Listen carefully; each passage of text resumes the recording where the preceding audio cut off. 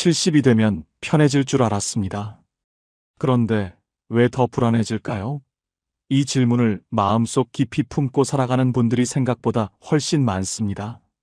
젊은 시절에는 바쁘게 살아서 불안했습니다. 아이를 키워야 했고, 집을 마련해야 했고, 직장에서 버텨야 했습니다. 그렇게 숨가쁘게 달려왔는데, 이제 그 모든 것이 어느 정도 끝났습니다. 아이들은 다 컸고, 집도 있고, 퇴직도 했습니다. 이제야말로 쉬어도 되는 시간인데, 이상하게도 마음은 더 무겁습니다. 눈을 뜨면 무언가 모를 허전함이 먼저 찾아옵니다. 통장 잔고를 확인하면서 이 돈이 내가 죽을 때까지 버텨줄까 하는 생각이 들고, 거울을 보면 어느새 노인이 되어 있는 자신이 낯섭니다. 무릎이 쑤시고 계단을 오르면 숨이 차고 병원 갈 일이 점점 많아집니다. 자식들에게 전화라도 하면 바쁘다는 말이 먼저 돌아오고, 오랜 친구들은 하나둘 세상을 떠나고 있습니다. 명절에 모이는 가족도 예전 같지 않고 무언가 조금씩 빠져나가는 느낌. 그 느낌이 쌓이면 불안이 됩니다. 경북 안동에 사는 73세의 이정희 씨는 남편과 함께 30년 넘게 농사를 지었습니다. 아들 둘을 대학까지 보내고 그 아이들이 서울에 자리 잡는 것을 보았습니다. 따로 은퇴를 선언한 것도 아니었지만 어느 날 몸이 예전 같지 않다는 걸 느꼈고 밭일을 줄이기 시작했습니다. 그런데 이상한 일이 벌어졌습니다. 더 한가해졌는데도 불안이 커진 것입니다. 새벽 4시에 눈이 떠지고 다시 잠을 자려 해도 잠이 오지 않았습니다. 이정혜 씨는 이렇게 말했습니다. 일을 할 때는 몸은 힘들어도 마음은 바빠서 잡생각이 없었는데 지금은 몸은 쉬는데 마음이 더 바빠요. 뭘 해야 하는지 모르겠고 내가 지금 뭘 하고 있는 건지도 모르겠어요. 이 이야기가 낯설지 않으시죠? 어쩌면 지금 이 영상을 보고 계신 여러분의 이야기일 수도 있습니다. 퇴직 3년 이내라면 꼭 끝까지 보셔야 합니다. 지금부터 드리는 이야기는 단순한 위로가 아닙니다. 70 이후의 불안이 어디서 오는지, 그리고 어떻게 하면 그 불안에서 벗어나 정말로 편안한 삶을 살 수 있는지에 대한 진지한 이야기입니다. 많은 분들이 불안한 이유를 막연하게 나이 때문이라고 생각합니다. 그러나 나이는 핑계일 뿐입니다. 불안에는 반드시 구체적인 이유가 있습니다. 그 이유를 정확히 알아야 비로소 벗어날 수 있습니다. 오늘 이 이야기 속에 반드시 당신의 이야기가 있습니다. 함께 천천히 들어가 보겠습니다. 왜 70이 되면 더 불안해질까요? 많은 분들이 그냥 나이 드는 게 무서운 것이라고 치부하십니다. 하지만 그게 전부가 아닙니다. 불안은 언제나 이유가 있고 그 이유를 들여다보면 반드시 해결의 실마리가 있습니다. 지금부터 그 이유를 하나하나 짚어드리겠습니다. 70 이후 불안이 커지는 진짜 이유. 첫 번째는 죽음에 대한 불안을 인정하지 않기입니다. 가장 말하기 어려운 것부터 시작하겠습니다. 70 이후에 불안이 커지는 가장 큰 이유 중 하나는 죽음에 대한 두려움입니다. 그런데 많은 분들이 이것을 인정하지 않습니다. 나는 그런 것 안 두렵다고 말씀하시는 분들도 있습니다. 하지만 잠 못 드는 새벽에 혼자 침대에 누워 있을 때, 오랜 친구의 부고를 받았을 때, 건강검진 결과를 기다리는 그 짧은 순간에 심장이 쿵 내려앉는 그 느낌. 그것이 바로 죽음에 대한 두려움입니다. 그 두려움을 인정하지 않으면 어떻게 될까요? 두려움은 사라지지 않습니다. 단지 모양을 바꿔서 나타납니다. 충청남도 보령에 사는 74세 최병수 씨는 평생 보험 영업을 했습니다. 젊은 시절부터 죽음에 대해 늘 이야기하는 직업을 가졌지만 정작 본인의 죽음은 한 번도 깊이 생각해 본 적이 없었습니다. 그런데 지난해 초등학교 때부터의 친구가 갑자기 세상을 떠났습니다. 뇌졸중이었습니다. 멀쩡하게 바둑을 두다 쓰러졌고 사흘 만에 눈을 감았습니다. 그 장례식을 마치고 집에 돌아온 최병수 씨는 며칠 동안 이상한 상태가 됐습니다. 밥맛이 없었고 TV를 봐도 아무것도 눈에 들어오지 않았습니다. 그리고 자꾸 이런 생각이 들었습니다. 나는 언제까지일까? 나는 몇 년이나 남았을까? 내가 죽으면 누가 울어줄까? 그런데 이런 생각이 드는 것 자체가 너무 무서워서 애써 다른 생각을 하려 했습니다. 텔레비전 볼륨을 높이고, 낮에도 이웃집에 불쑥 찾아가고, 밤에는 스마트폰으로 뉴스를 계속 보았습니다. 혼자 있는 시간이 싫어진 것입니다. 최병수 씨는 나중에 이렇게 고백했습니다. 죽음을 생각하는 게 무서운 게 아니에요. 그 생각을 피하려고 하다 보니 오히려 모든 것이 불안해졌어요. 이 고백 속에 중요한 진실이 있습니다. 죽음에 대한 두려움을 인정하지 않으면 그 두려움은 다른 모양으로 튀어나옵니다. 건강에 대한 과도한 불안으로, 가족에 대한 집착으로, 쓸데없는 걱정들로 변장하여 우리를 괴롭힙니다. 인정하는 것이 출발입니다. 나는 죽음이 두렵다. 그리고 그것은 당연한 인간의 감정이다. 이 한마디를 스스로에게 허락하는 것만으로도 불안의 절반은 줄어들 수 있습니다. 두 번째 이유는 여전히 비교하는 습관입니다. 70이 되어서도 비교는 멈추지 않습니다. 오히려 비교의 종류가 더 다양해집니다. 젊었을 때는 직장이나 연봉을 비교했다면 이제는 자식이 비교 대상이 됩니다. 우리 애는 아직도 전세인데 옆집 아들은 아파트를 샀다더라. 우리 딸은 명절에 한 번 오는데 저 집 딸은 매주 온다더라. 건강도 비교합니다. 저 사람은 우리보다 나이가 많은데 저렇게 정정하게 다니네. 재산도 비교합니다. 우리 살던 동네에 누군 건물을 가지고 있다는데 그 비교들이 쌓이고 쌓이면 나는 왜 이것밖에 안 되지라는 자기 비하로 이어집니다. 전라북도 전주에 사는 71세 박순자 씨는 젊은 시절 가정주부로 평생을 살았습니다. 남편은 소박한 공무원이었고 두 아이를 키우면서 넉넉하지는 않았지만 행복하게 살았습니다. 그런데 은퇴 후 노인정에 나가기 시작하면서 불행이 시작됐습니다. 이웃 할머니들의 이야기를 들을 때마다 자신이 초라해지는 느낌이 들었던 것입니다. 아이고, 우리 아들이 이번에 차를 새로 뽑았다니까. 손자가 벌써 영어 회화를 한다고. 우리 남편이 용돈을 이만큼 줘요. 집에 돌아오면 박순자 씨는 남편에게 괜한 짜증을 냈습니다. 그리고 혼자 이런 생각을 했습니다. 나는 왜 이것밖에 안 될까? 내 인생은 왜 이렇게 평범할까? 하지만 생각해보면 박순자 씨는 아이 둘을 건강하게 키웠고 가족이 함께 밥을 먹는 저녁이 있었고 남편과 40년 넘게 큰 싸움 없이 살아왔습니다. 그것이 얼마나 귀한 일인지 비교하는 습관이 가려버린 것입니다. 비교는 언제나 우리를 패배자로 만듭니다. 왜냐하면 비교는 언제나 자신보다 나은 것을 향하기 때문입니다. 나보다 더 나은 사람은 언제나 존재합니다. 그 무한한 비교의 사다리를 오르는 한 평안은 오지 않습니다. 세 번째 이유는 쓸모를 증명하려는 강박입니다. 퇴직 후에 많은 분들이 이런 말씀을 하십니다. 내가 뭘 해야 할지 모르겠어요. 그런데 이 말의 이면에는 조금 더 정확한 감정이 숨어 있습니다. 내가 아무것도 하지 않으면 쓸모없는 사람이 되는 것 같다는 두려움입니다. 수십 년 동안 일을 해왔습니다. 이를 통해 내가 누구인지 정의했습니다. 직함이 있었고, 해야 할 역할이 있었고, 나를 필요로 하는 사람들이 있었습니다. 그런데 그것이 모두 사라지고 나면 갑자기 나는 누구인가라는 질문이 떠오릅니다. 그 질문이 불편해서 일을 억지로 만들기 시작합니다. 필요도 없는데 봉사활동에 여러 개를 등록하고 무리하게 파트타임 일을 찾고 자식들의 일에 지나치게 관여하기도 합니다. 몸이 힘든데도 쉬지 못하는 이유는 쉬면 쓸모없어진다는 두려움 때문입니다. 하지만 생각해 보세요. 쓸모가 있어서 인간이 가치가 있는 게 아닙니다. 인간이기 때문에 가치가 있는 것입니다. 그 순서를 바꾸는 것이 70 이후 평안의 핵심입니다. 네 번째 이유는 관계를 정리하지 못하는 의무감입니다. 70이 되어도 여전히 피곤한 인연을 끊지 못하는 분들이 많습니다.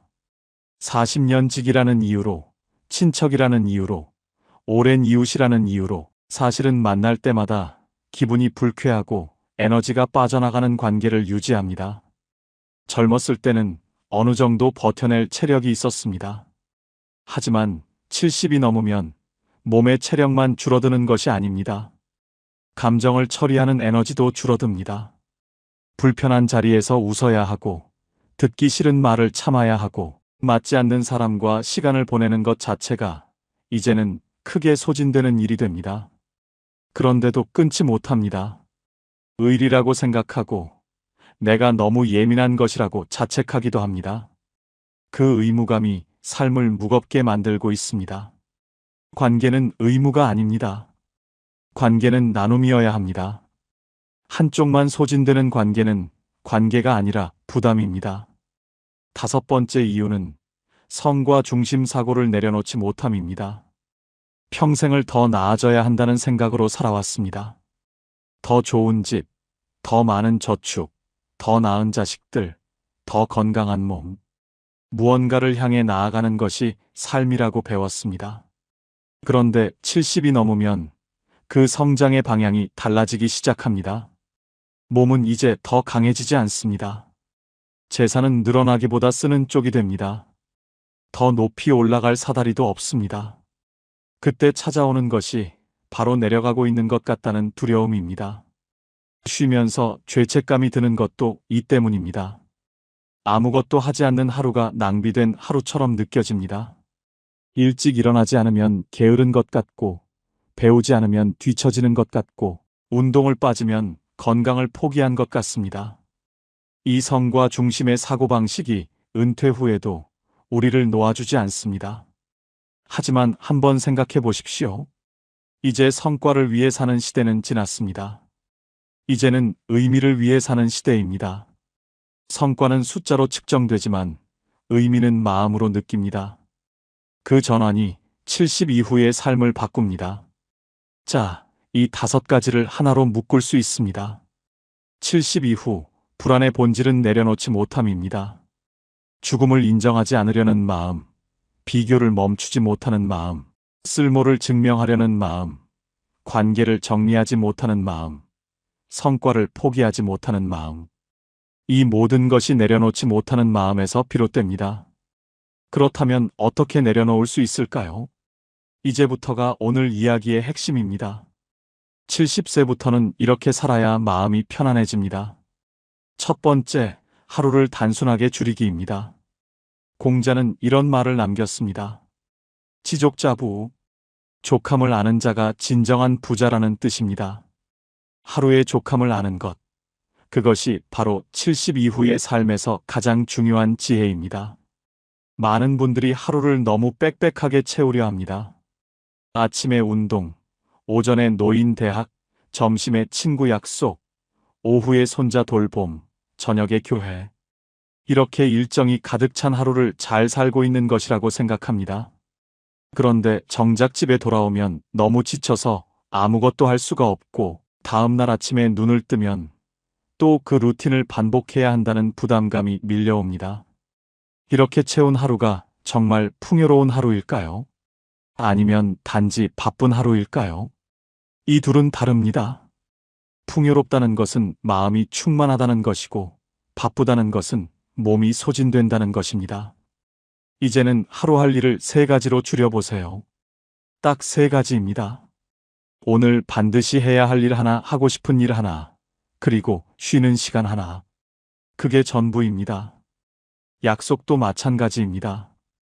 약속과 약속 사이에 반드시 쉬는 시간을 넣으세요. 약속이 끝나고 집에 돌아와서 1시간이라도 쉰 후에 다음 약속을 잡는 것입니다. 처음에는 뭔가를 덜 하는 것 같아서 불안할 수 있습니다. 하지만 하루가 가벼워지면 마음도 가벼워집니다. 그것이 70 이후 하루의 진짜 풍요입니다. 두 번째, 비교를 과거의 나로 바꾸기입니다. 비교를 완전히 없애는 것은 불가능합니다. 인간은 원래 비교를 통해 자신을 정의하는 존재입니다. 그러나 비교의 대상을 바꿀 수는 있습니다. 옆집 친구나 모임의 누군가와 비교하는 것이 아니라 10년 전의 나와 비교하는 것입니다. 10년 전에는 할 수 없었던 일이 지금은 가능한가요? 10년 전보다 내 삶이 더 풍요로워진 부분이 있나요? 경험이 쌓였고, 마음이 넓어졌고, 작은 것에서 기쁨을 찾는 법을 조금은 알게 되었나요? 그것이 성장입니다. 10년 전에 나는 새벽에 빵 하나를 먹으면서도 걱정에 잠 못 들었는데, 지금의 나는 그 걱정들이 어느 정도 해결됐습니다.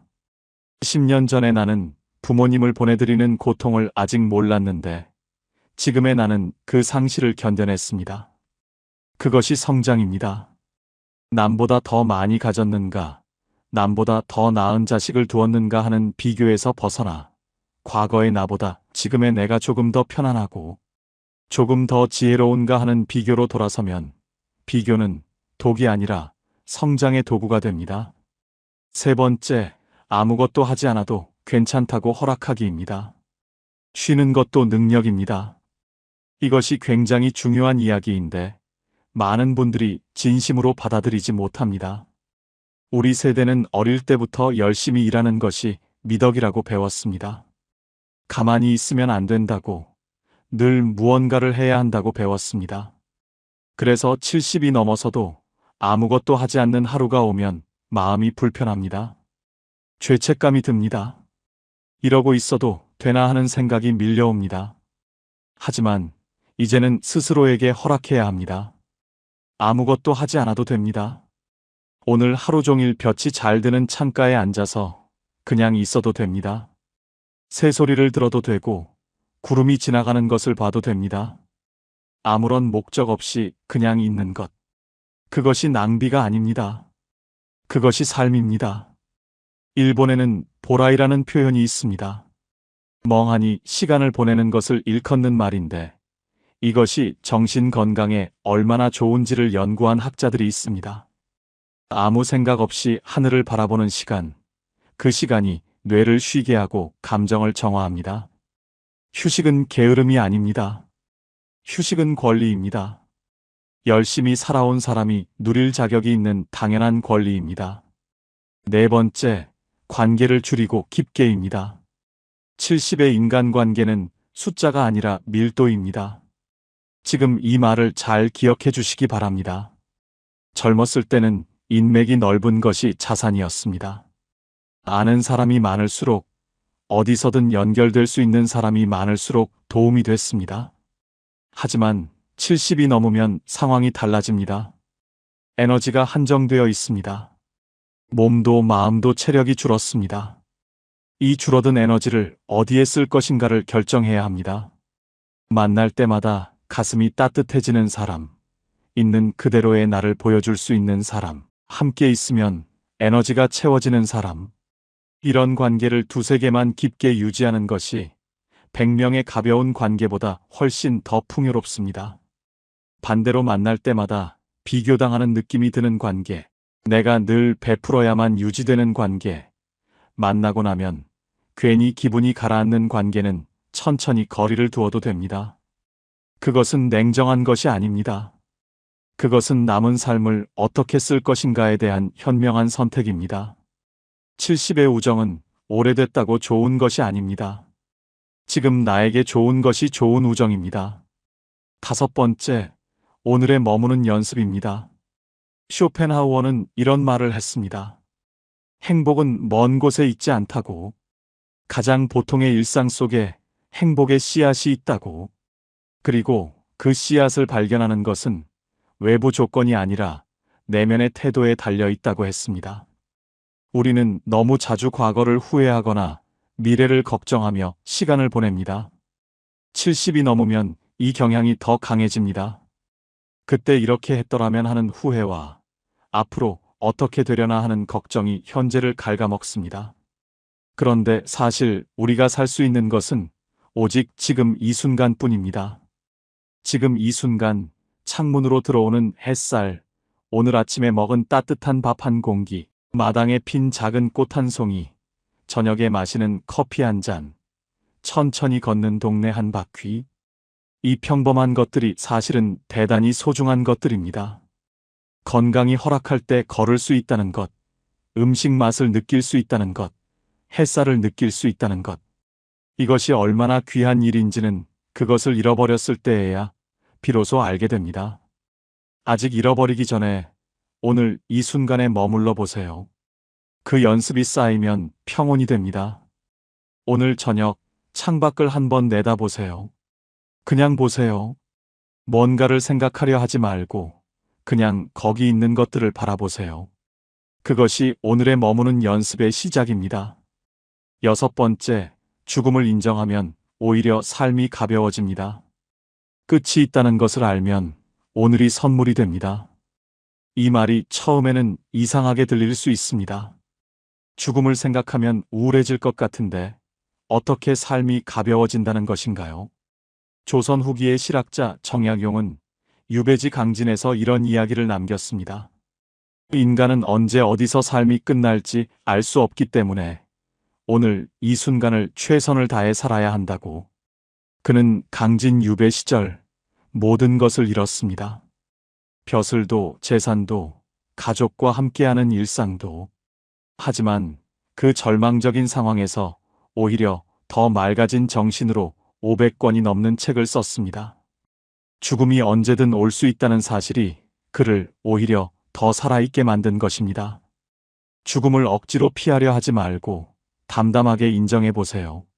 그래, 나는 언젠가는 간다. 그렇다면 오늘 하루를 어떻게 살 것인가? 이 질문을 품으면 삶이 달라집니다. 사소한 것에 화내는 시간이 줄어들고 소중한 사람과 보내는 시간이 늘어나고 지금 이 순간이 얼마나 고마운 것인지를 느끼게 됩니다. 죽음은 삶의 끝이지만 죽음을 인정하는 것은 삶의 시작이 될 수 있습니다.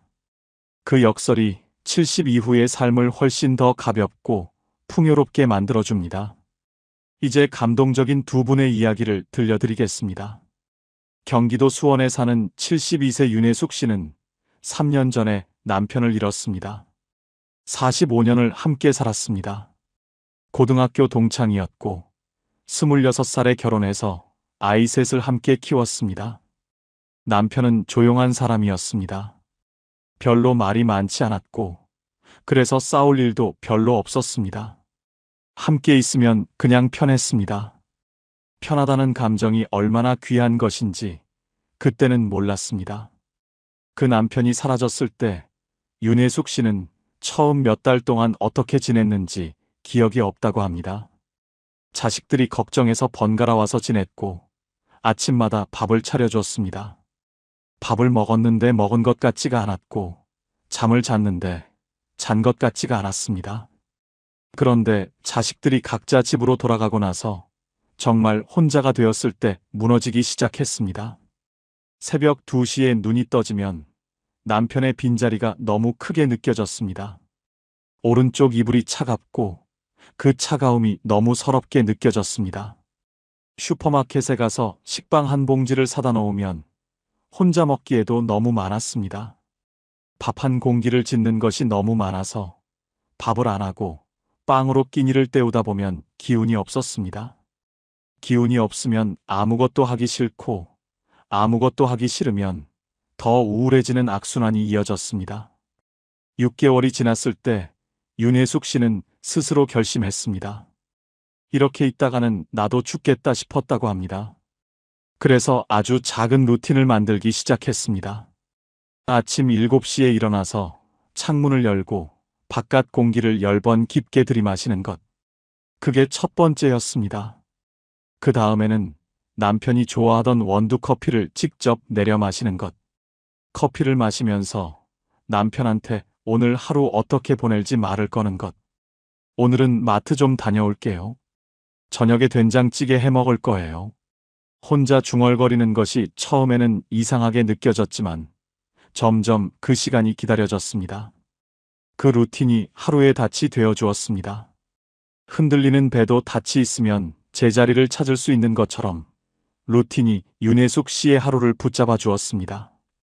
한 달이 지나자 루틴이 두 개가 됐습니다. 오전 10시에 동네를 한 바퀴 도는 것이 추가됐습니다. 처음에는 고개를 숙이고 걸었습니다. 마주치는 사람들과 눈이 마주치면 왠지 자신이 불쌍하게 보일 것 같아서였습니다. 그런데 2달쯤 지나자 고개가 올라갔습니다. 길가에 꽃이 보이기 시작했습니다. 강아지를 산책시키는 이웃이 웃으며 인사를 건넸을 때 오랜만에 미소가 지어졌습니다. 1년이 지난 지금 윤혜숙 씨는 동네 걷기 모임에 나갑니다. 일주일에 2번, 오전 8시에 공원에서 3명이 함께 걷습니다. 많이 웃지는 않습니다. 화려하게 살지도 않습니다. 그러나 아침에 눈을 뜰 때 오늘 하루를 살겠다는 마음이 생긴다고 합니다. 그것으로 충분합니다. 그것으로 정말로 충분합니다. 윤혜숙 씨는 이런 말을 했습니다. 남편이 없어서 슬픈 건 여전해요. 그런데 슬픔이 있어도 살아갈 수 있다는 걸 알게 됐어요. 슬픔도 내 삶의 일부라는 걸 이제는 받아들이게 됐어요. 그 한마디가 오늘 이 영상을 보고 계신 분들께 닿기를 바랍니다. 서울 은평구에 사는 75세 강민철 씨는 35년간 중학교 체육교사였습니다. 수백 명의 학생들에게 운동을 가르쳤고 교장까지 올라갔습니다. 퇴직식 날 학교 강당에서 선생님들과 학생들이 박수를 치며 배웅해 줬습니다. 꽃다발도 받고 케이크도 먹고 기념사진도 찍었습니다. 그리고 집에 돌아왔습니다. 문을 열고 집에 들어섰을 때 아내가 수고했어요 라고 말했습니다. 그게 전부였습니다. 35년간의 일이 그렇게 끝났습니다. 다음 날 아침 알람을 끄고 다시 누웠습니다. 갈 데가 없었습니다. 예전 같으면 이미 학교 운동장에 나가 아이들의 체육 수업 준비를 하고 있을 시간이었습니다. 처음 한 달은 쉬어야 한다고 생각했습니다.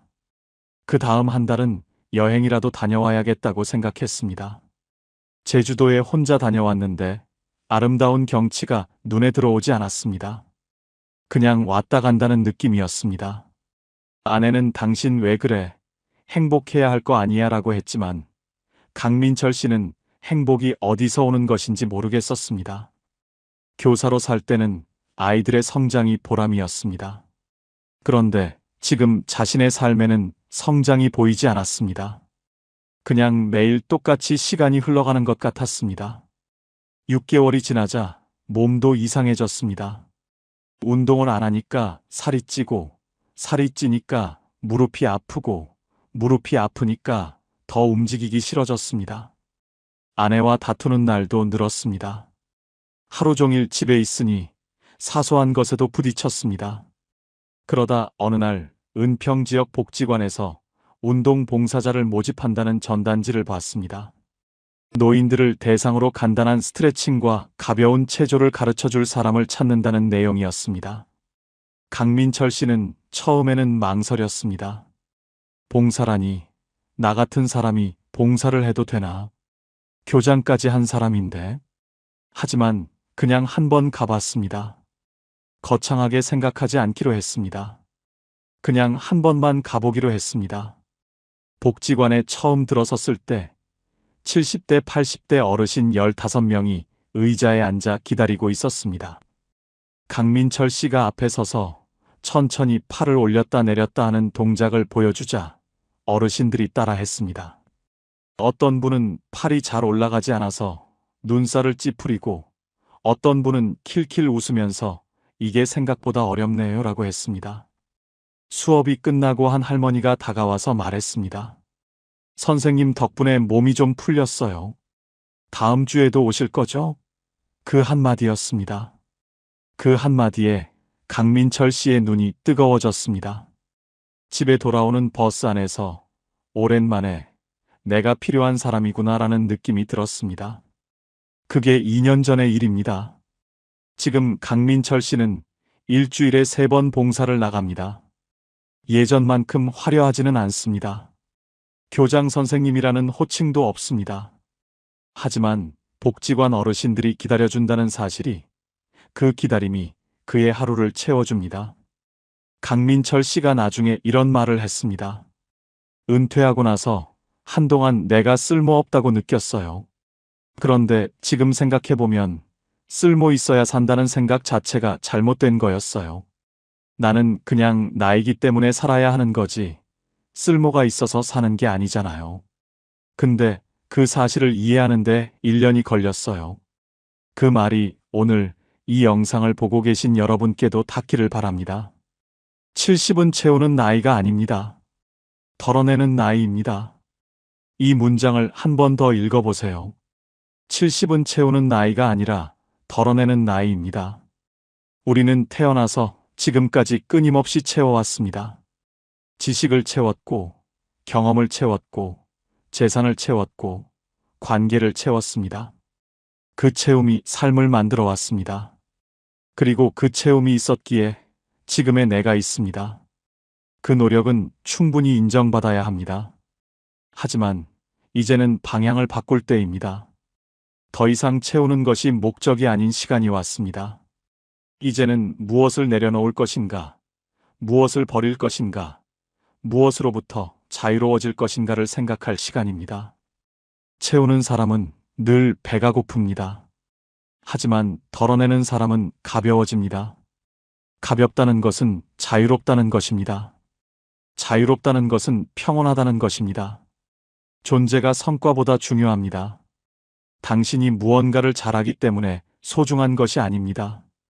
당신이 누군가에게 도움이 되기 때문에 가치가 있는 것이 아닙니다. 당신은 그냥 당신이기 때문에 소중합니다. 70년이 넘는 삶을 살아온 그 존재 자체가 이미 충분한 가치입니다. 그 세월 동안 얼마나 많은 것을 견뎌냈습니까? 얼마나 많은 사람을 사랑했습니까? 얼마나 많은 아침을 맞이했습니까? 그 모든 것이 당신이라는 존재를 구성하고 있습니다. 성과를 내야 존재의 의미가 생기는 시기는 이미 지났습니다. 이제는 그냥 잘 쉬고, 잘 먹고, 좋아하는 사람과 시간을 보내고, 하루를 무사히 마치는 것. 그것이 70 이후의 충분한 하루입니다. 쓸모보다 평온입니다. 오늘 하루 아무것도 하지 않았어도 그 하루에 평온이 있었다면 그것은 성공한 하루입니다. 남에게 인정받지 못했어도 스스로 마음이 편안했다면 그것은 잘 살아낸 하루입니다. 쓸모가 있어서 사는 것이 아니라 살아있기 때문에 쓸모가 생깁니다. 순서를 바꾸어야 합니다. 이제 오늘 이 영상을 마치면서 내일 할 일 하나를 정해보시기 바랍니다. 거창한 것이 아니어도 됩니다. 아주 작은 것이어도 됩니다. 아침에 일어나서 창문을 열고 바깥 공기를 마시는 것, 오래된 찻잔으로 따뜻한 차를 마시는 것, 좋아하는 노래 한 곡을 끝까지 듣는 것, 아니면 그냥 오늘 하루 감사한 것 하나를 마음속으로 떠올리는 것. 그 하나만 하면 됩니다. 그게 전부입니다. 그 하나가 내일의 하루를 조금 더 가볍게 만들어줄 것입니다. 그리고 지금 이 질문을 드립니다. 지금 무엇 하나를 내려놓으시겠습니까? 비교를 내려놓으시겠습니까? 쓸모를 증명해야 한다는 강박을 내려놓으시겠습니까? 피곤한 관계를 내려놓으시겠습니까? 아니면 오늘 하루를 낭비했다는 죄책감을 내려놓으시겠습니까? 무엇이든 괜찮습니다. 하나만 골라서 내려놓아 보세요. 처음에는 손이 잘 안 펴질 수도 있습니다. 수십 년 동안 꽉 쥐어왔으니까요. 하지만 조금씩, 천천히, 한 손가락씩 펴보세요. 그 손이 펴지는 만큼 마음도 펴집니다. 손을 펴면 새 것이 들어올 수 있습니다. 꽉 쥔 손에는 새 것이 들어올 자리가 없습니다. 내려놓는 것은 잃는 것이 아닙니다. 내려놓는 것은 새로운 공간을 만드는 것입니다. 70 이후를 잘 산다는 것은 어떤 의미일까요? 더 많은 것을 이루는 것이 아닙니다. 더 많은 곳을 여행하는 것도 아닙니다. 더 건강해지는 것도 아닙니다. 70 이후를 잘 산다는 것은 오늘 이 하루를 받아들이는 것입니다. 날씨가 좋으면 날씨가 좋은 대로, 몸이 좀 불편하면 불편한 대로, 외로우면 외로운 대로, 그 모든 것을 있는 그대로 받아들이면서 그 속에서 작은 평온을 찾는 것입니다. 꽃이 지는 것을 슬퍼하기보다 꽃이 피어 있는 지금을 바라보는 것입니다. 그것이 70 이후의 지혜입니다. 그리고 그 지혜는 배울 수 있습니다. 오늘부터라도 배울 수 있습니다. 늦지 않았습니다. 오늘 이 순간도 여전히 시작할 수 있습니다. 그리고 그 시작이 아무리 작아도 그것은 진짜 시작입니다. 작은 시작이 모여 큰 변화가 됩니다. 오늘 단 한 가지만 내려놓아 보세요. 그것이 당신의 황금 노후가 시작되는 순간입니다. 이제는 애쓰지 않아도 됩니다. 당신은 이미 충분히 잘 살아오셨습니다. 힘든 시절도 있었고, 억울한 날도 있었고, 혼자 울었던 밤도 있었을 것입니다. 그 모든 것을 견뎌내고 지금 여기까지 오셨습니다. 그 자체가 대단한 일입니다. 이제 남은 시간은 그 수고에 대한 보상의 시간입니다. 더 잘 살아야 한다는 압박 없이, 더 나아져야 한다는 부담 없이, 그냥 오늘 하루를 평온하게 사는 것. 그것이 70 이후에 가장 현명하고 가장 아름다운 삶입니다. 봄에는 꽃을 보고, 여름에는 그늘을 즐기고, 가을에는 단풍을 보고, 겨울에는 따뜻한 국물 한 그릇을 마시는 것. 그것이 삶입니다. 그 소박한 계절의 흐름 속에서 당신은 이미 충분히 아름답게 살고 있습니다.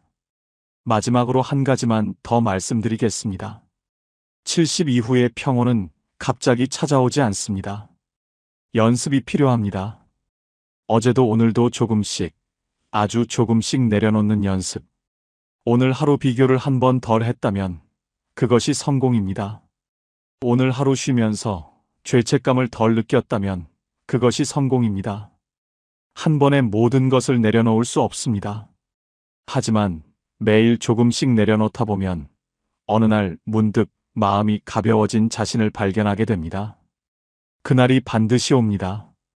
그날을 향해 오늘 하루도 천천히 조금씩 걸어가시기 바랍니다.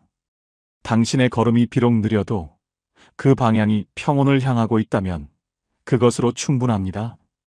황금 노후는 화려한 노후가 아닙니다. 황금 노후는 평온한 노후입니다. 황금처럼 빛나는 것은 외면의 화려함이 아니라 내면의 고요함입니다. 그 고요함이 지금 이 순간 여러분 안에 이미 있습니다. 단지 아직 발견하지 못했을 뿐입니다. 오늘 이 영상이 그 고요함을 발견하는 작은 계기가 되기를 바랍니다. 오늘도 이 영상을 끝까지 봐주셔서 감사합니다. 지금까지 황금 노후였습니다. 감사합니다. 노후에 얼마가 있어야 충분할까요? 이 질문을 한 번이라도 해보신 분들, 아마 이 영상을 보고 계신 분들 대부분이실 겁니다. 노후 자금 얼마가 필요하다는 기사를 읽으면 가슴이 철렁하고 친구 모임에서 누가 부동산 이야기라도 꺼내면 왠지 모르게 불편해집니다. 새벽에 잠이 깨면 머릿속에서 자꾸 숫자 계산이 시작됩니다. 통장에 얼마가 남았고 한 달에 얼마가 나가고 이 돈이 몇 년을 버텨줄까? 그 계산이 끝나지 않은 채 날이 밝습니다. 아침을 먹으면서도 산책을 하면서도 텔레비전을 보면서도 그 불안은 배경처럼 깔려 있습니다. 조금만 더 있으면 괜찮을 텐데. 조금만 더 있으면 마음이 편할 텐데. 그런데 이상하게도 그 조금이 채워져도 마음은 쉽게 편해지지 않습니다. 왜일까요? 노후 자금 10억이 있어도 불안한 사람이 있고 월 100만 원으로 평온하게 사는 사람이 있습니다. 그 차이는 돈이 아닙니다. 오늘 이 이야기는 돈을 더 모으는 법이 아닙니다. 지금 가진 돈으로 더 잘 사는 법입니다. 그리고 더 나아가 돈이 결코 만들어줄 수 없는 것들이 70 이후의 삶에서 얼마나 중요한지에 대한 이야기입니다. 끝까지 들으시면 새벽에 눈이 떠졌을 때 숫자, 계산 대신 다른 생각을 하게 되실 겁니다. 자, 시작하겠습니다. 함께 천천히 들어가 보겠습니다. 경상남도 진주에 사는 71세 김복순 씨는 새벽마다 스마트폰을 봅니다. 잠이 깨면 제일 먼저 하는 일이 은행 앱을 열어서 잔고를 확인하는 것입니다. 남편이 돌아가신 지 5년이 됐고 딸 하나는 서울에, 아들 하나는 부산에 살고 있습니다.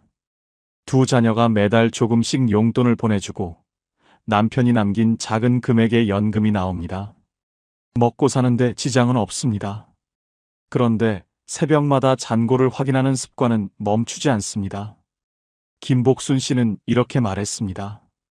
돈이 없어서 불안한 게 아닌 것 같아요. 그냥 불안한 거예요.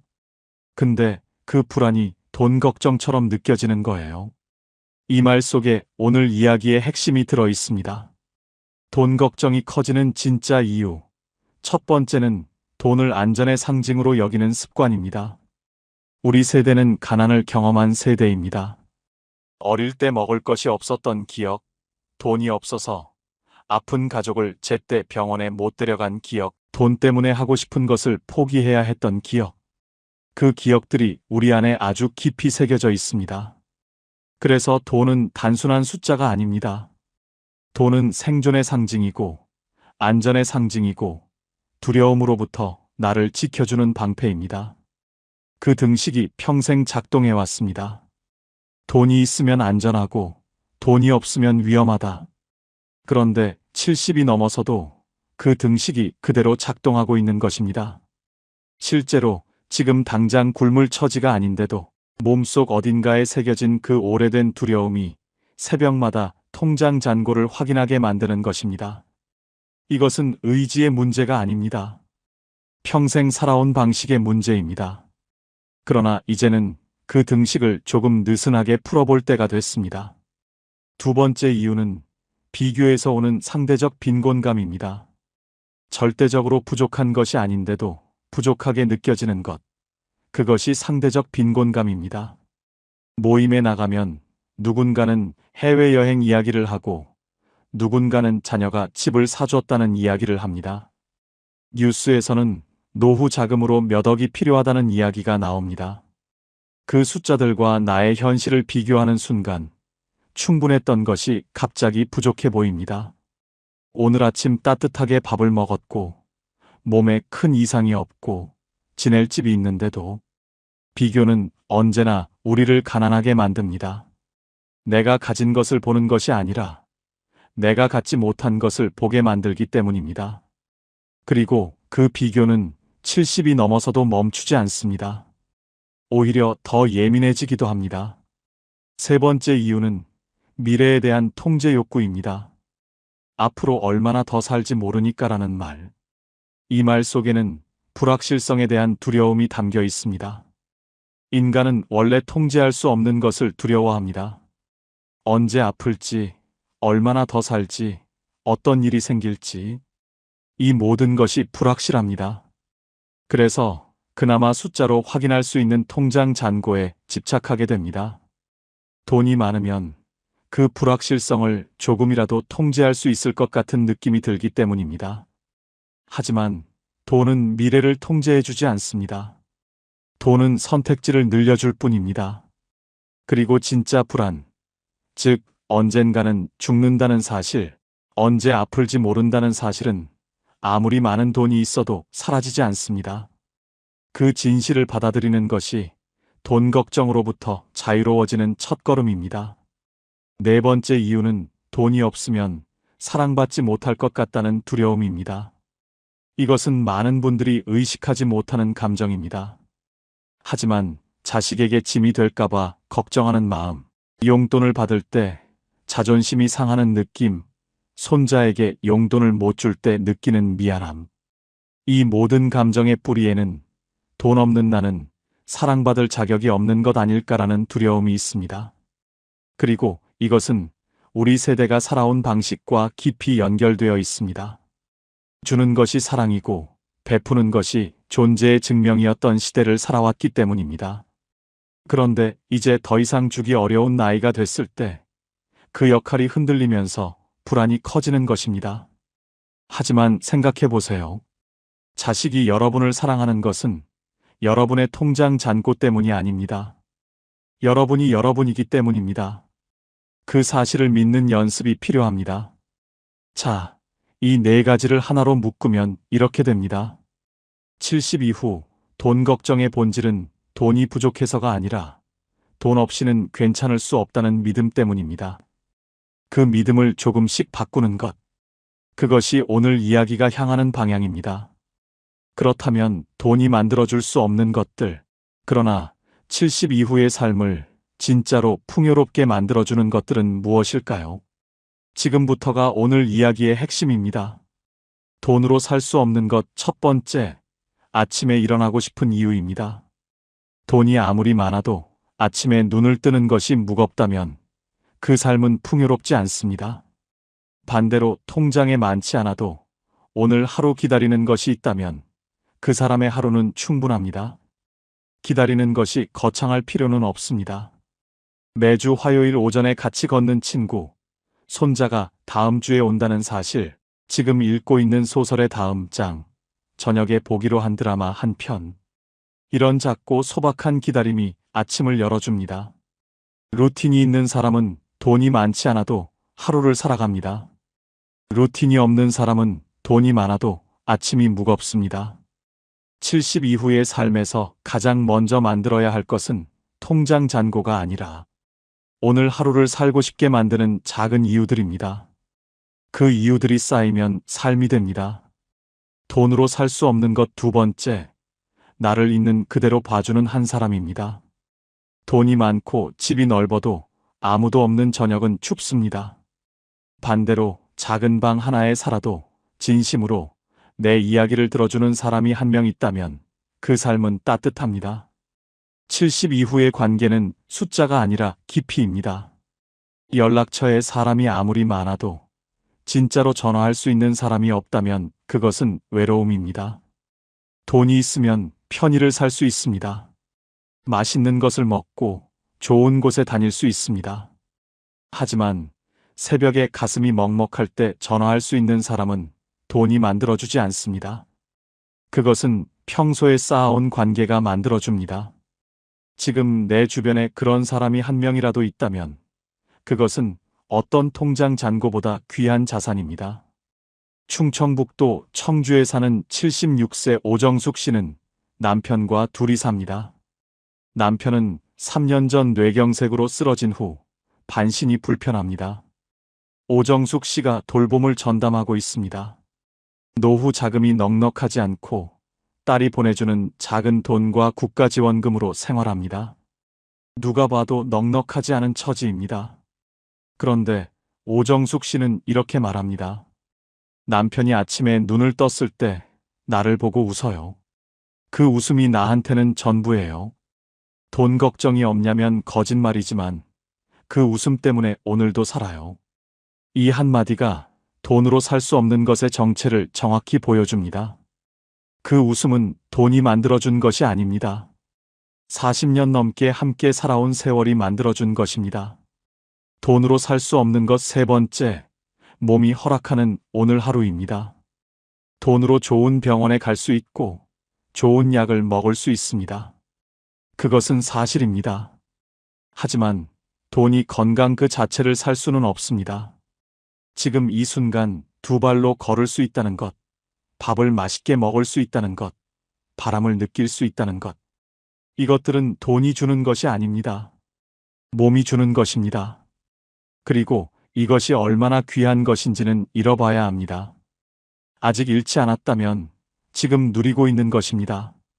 70이 되면 몸의 고마움을 이전보다 더 자주 느끼게 됩니다. 무릎이 조금 아파도 걸을 수 있다는 것, 눈이 침침해도 이렇게 영상을 볼 수 있다는 것, 그 하나하나가 사실은 대단히 소중한 것들입니다. 오늘 하루 몸이 허락해준 것들에 감사하는 마음, 그것이 돈이 줄 수 없는 풍요입니다. 돈으로 살 수 없는 것 네 번째, 쓸모 있다는 느낌입니다. 앞서 돈 걱정의 이유 중에 돈이 없으면 쓸모 없어지는 것 같다는 두려움이 있다고 말씀드렸습니다. 그런데 흥미로운 것은 실제로 쓸모 있다는 느낌은 돈과 별로 관계가 없다는 것입니다. 복지관에서 어르신들에게 노래를 가르치는 74세 할머니는 강사비를 거의 받지 않습니다. 하지만 수업이 끝나고 어르신들이 박수를 칠 때 그 느낌은 어떤 통장 잔고로도 살 수 없습니다. 손자에게 된장찌개 만드는 법을 가르쳐주는 75세 할아버지는 그 시간에 돈을 받지 않습니다.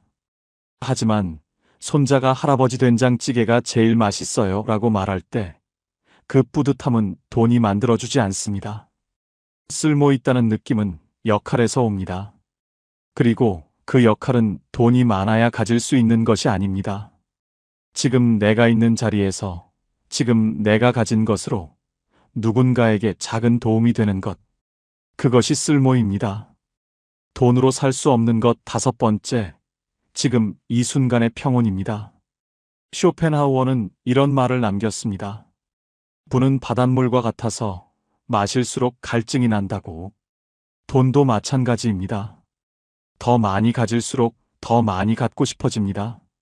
1억이 있으면 2억이 있으면 좋겠고 2억이 있으면 5억이 있으면 좋겠습니다. 그 끝은 없습니다. 그러나 만족은 외부 조건이 아니라 내면의 결단에서 옵니다. 지금 이 정도면 충분하다는 결단. 그 결단이 평온을 만들어줍니다. 그 결단은 돈이 만들어주지 않습니다. 내가 만들어야 합니다. 지금 이 순간 창밖에 햇살이 들어오고 따뜻한 차 한 잔이 있고 몸에 큰 통증이 없다면 그것이 평온입니다. 그 평온은 통장 잔고와 관계없이 지금 이 순간 내가 선택할 수 있는 것입니다. 이제 두 분의 이야기를 깊이 들어드리겠습니다. 전라남도 순천에 사는 78세 이순례 씨는 평생 남편과 함께 논밭을 일궜습니다. 자녀 셋을 대학까지 보내고 나니 남은 것이 별로 없었습니다. 남편은 68세에 먼저 세상을 떠났고 이순례 씨는 혼자 남았습니다. 딸 셋이 매달 조금씩 돈을 모아 엄마에게 보내줍니다. 처음에는 그것이 너무 자존심이 상했습니다. 평생 주기만 하며 살아왔는데 이제 자식한테 손을 벌리는 신세가 됐다는 생각이 들었습니다. 딸들이 돈을 보낼 때마다 카카오톡으로 엄마 이번 달 입금했어요 라는 메시지가 왔는데 그 메시지를 볼 때마다 마음이 복잡했습니다. 고맙기도 하고 미안하기도 하고 어딘가 모르게 작아지는 느낌이 들었습니다. 그러던 어느 날 둘째 딸이 전화를 해서 이런 말을 했습니다. 엄마, 내가 지금 이렇게 살 수 있는 게 다 엄마 덕분이야. 엄마가 나 낳고 키우느라 얼마나 힘들었어. 이 돈은 용돈이 아니라 내가 엄마한테 드리는 감사예요. 이순례 씨는 그 말을 듣고 한참을 울었습니다. 그냥 눈물이 났습니다. 그리고 생각이 바뀌었습니다. 내가 받는 것이 아니라 내가 심은 것을 거두는 것이라는 생각. 평생 심어온 사랑이 이렇게 돌아오는 것이라는 생각. 그날 이후 이순례 씨는 딸의 입금 메시지를 볼 때 더 이상 마음이 복잡하지 않습니다. 그냥 고맙습니다. 그리고 그 고마움이 또 다른 사랑이 됩니다. 지금 이순례 씨는 순천 시내 작은 경로당에서 매주 화요일 화투를 가르칩니다. 화투라는 것이 거창한 것이 아니지만 어르신들이 그 시간을 기다립니다. 이순례 씨도 그 시간을 기다립니다. 돈은 별로 없지만 기다리는 것이 있는 삶입니다. 그것이 이순례 씨의 노후입니다. 경기도 용인에 사는 73세 한정수 씨는 40대에 사업을 크게 벌였다가 실패했습니다. 은행 빚을 다 갚고 나니 50대 중반이었고 그때부터 다시 시작하려 했지만 몸이 받쳐주지 않았습니다. 퇴직금도 없었고 국민연금도 얼마 되지 않았습니다. 아내가 마트 계산원으로 일하면서 생계를 유지했고 한정수 씨는 그 사실이 너무 부끄러워서 한동안 집에서만 지냈습니다. 자식들 얼굴 보기도 창피했습니다. 사업에 성공한 친구들 이야기가 들려올 때마다 가슴이 무너졌습니다. 그렇게 2년을 거의 집안에서만 보냈습니다. 체중이 10kg 넘게 빠졌고 머리카락도 많이 빠졌습니다. 아내가 걱정이 돼서 당신 이러다가 정말 쓰러지겠어. 어디든 나가봐라고 말했습니다. 마지못해 나간 곳이 동네 경로당이었습니다. 처음에는 그냥 시간을 때우려고 들어갔습니다. 그런데 거기서 한정수 씨를 바꾼 사건이 생겼습니다. 경로당 어르신 중에 바둑을 배우고 싶어 하는 분들이 있었는데 한정수 씨가 젊을 때 바둑을 꽤 잘 두었거든요. 어르신들이 당신이 좀 가르쳐 줘요라고 부탁을 해왔습니다. 처음에는 손사래를 쳤습니다. 그런데 한 번만 봐달라는 말에 못 이겨 앉았는데 어르신들이 배우는 눈빛이 너무 진지했습니다. 수업이 끝나고 정수 씨 덕분에 오늘 진짜 재밌었어요 라는 말을 들었을 때 한정수 씨는 오랜만에 어깨가 펴지는 느낌이 들었습니다. 그 다음 주에 또 나갔습니다. 그 다음 주에도 나갔습니다. 한정수 씨는 이렇게 말합니다. 내가 가진 게 없다고 생각했어요. 돈도 없고 직함도 없고 내세울 것도 없다고. 그런데 바둑 하나로 사람들이 나를 기다려요. 그게 얼마나 큰 건지 몰랐어요. 지금 한정수 씨는 일주일에 3번 경로당에 나갑니다. 국민연금이 적고 아내가 아직도 일을 하고 있습니다. 노후 자금은 여전히 부족합니다. 그러나 한정수 씨의 눈빛은 2년 전과 완전히 다릅니다. 기다리는 것이 있는 사람의 눈빛입니다. 이제 마무리를 향해 가겠습니다. 통장 잔고보다 오늘 잔고가 중요합니다. 오늘 잔고란 무엇일까요? 오늘 감사한 것이 하나라도 있었는가? 오늘 웃은 순간이 한 번이라도 있었는가? 오늘 기다리는 것이 하나라도 있는가? 오늘 누군가에게 작은 도움이 됐는가?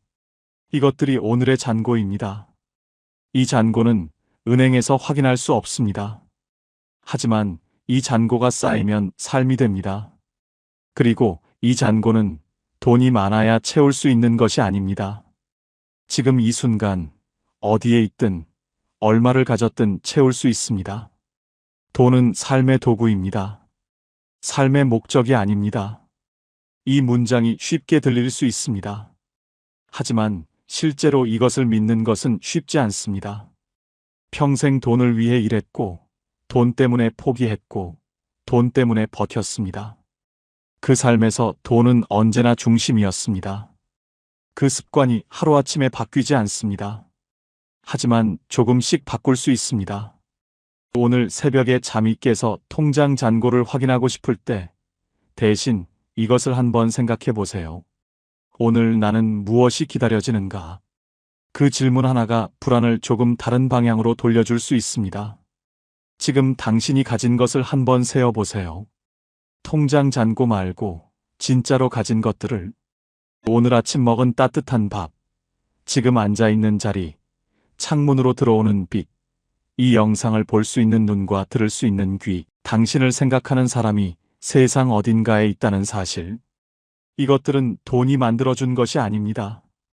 그러나 이것들이 없다면 어떤 돈도 의미가 없습니다. 당신은 지금 이 순간 생각보다 훨씬 많은 것을 가지고 있습니다. 단지 그것들이 통장에 찍히지 않을 뿐입니다. 그리고 지금 이 질문을 드립니다. 오늘 돈 없이도 좋았던 순간이 있었습니까? 아침 햇살이 따뜻하게 느껴진 순간, 누군가와 나눈 짧은 대화가 기분 좋았던 순간, 오랜만에 먹은 음식이 맛있었던 순간, 별 이유 없이 마음이 잠깐 가벼워진 순간. 그런 순간이 오늘 하루에 하나라도 있었다면 오늘은 풍요로운 하루입니다.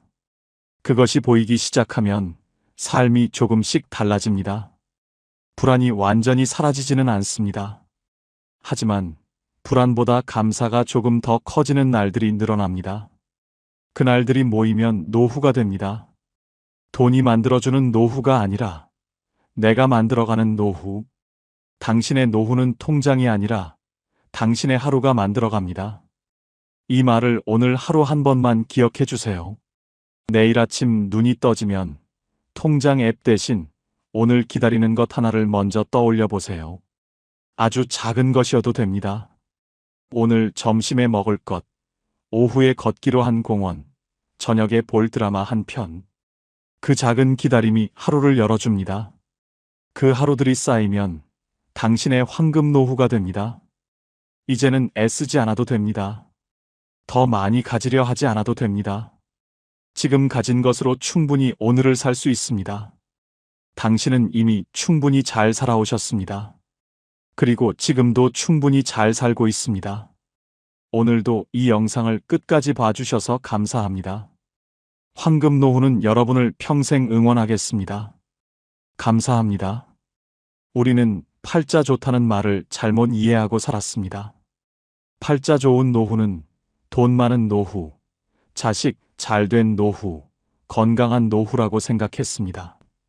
그래서 평생 돈을 모았고, 자식을 잘 키우려 애썼고, 건강을 지키려 노력했습니다. 그런데 막상 노년이 되어보니 달랐습니다. 평생 잘못 알고 있었던 겁니다.